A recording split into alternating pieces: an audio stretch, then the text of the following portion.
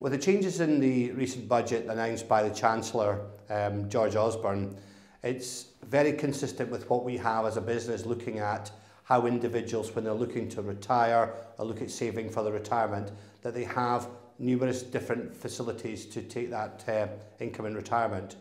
The changes to lifetime allowance in particular will have a massive impact on individuals mid-40s who have or are saving regularly into pension schemes. And you take a typical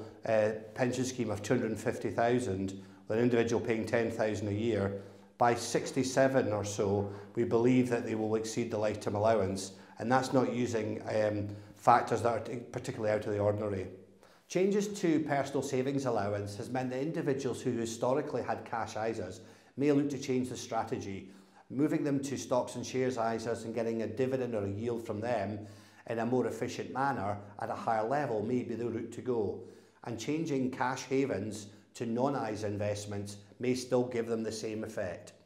Things that we need to look at are the lower inflation rates will enable people who have previously looked at index-linked savings to consider alternatives. And the Chancellor announced changes to national savings that will benefit people who are looking at possibly bonds or other fixed interest instruments, and this will come out in due course. In addition to that, the Help to Buy ISA is enabling parents and grandparents to save and help their children save to get on the housing market, and it could be seen as good inheritance tax planning, gifting monies to their children or grandchildren going forward, and these could be out of their normal exemptions for inheritance tax purposes.